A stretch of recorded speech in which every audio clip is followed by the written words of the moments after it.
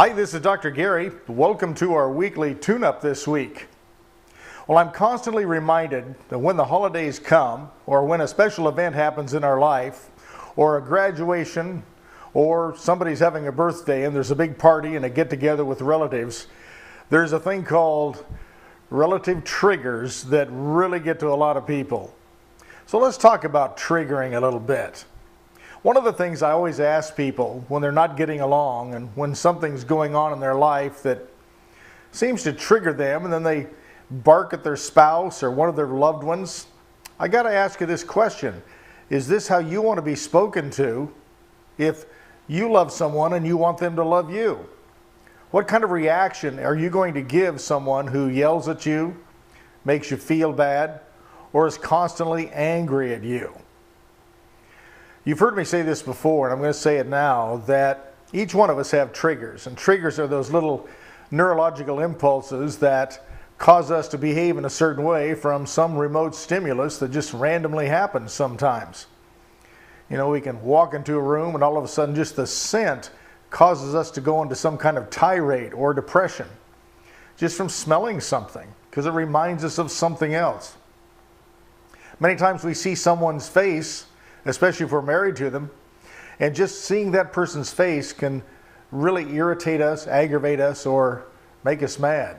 And the reason for that is we've had high emotional states of anger and then looked at that person while we're in that state of mind, and it anchors that anger to that person's face.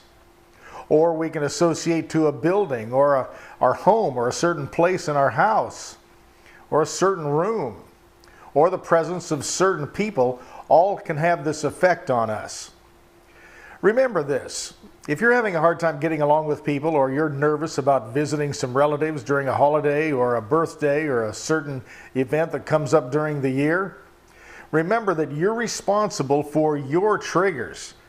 Other people are innocent of understanding exactly what kind of irritates you or what might set you off.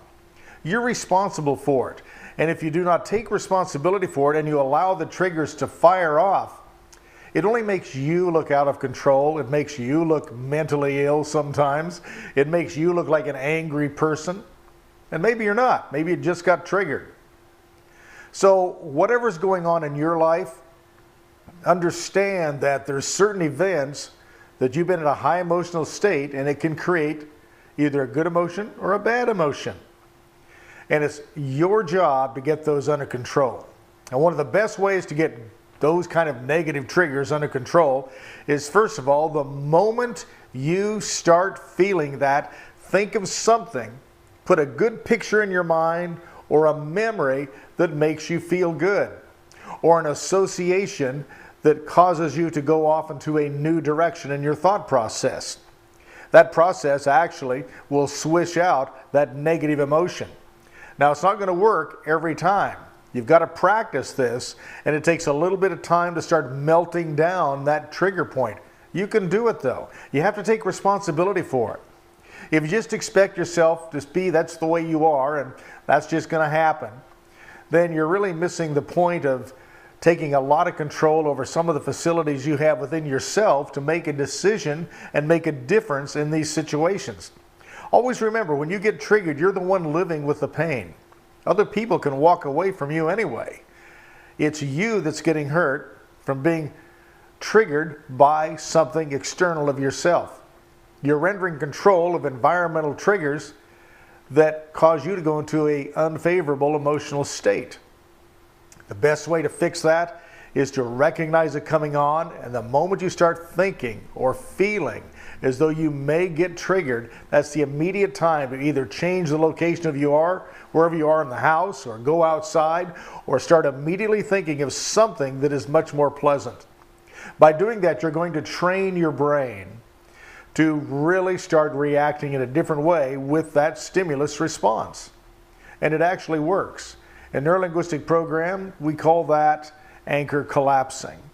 And there's many ways to do this. I think it'd be a good idea to practice it during any holiday that you're having, whether it's a birthday, a graduation, a wedding, or the holiday season.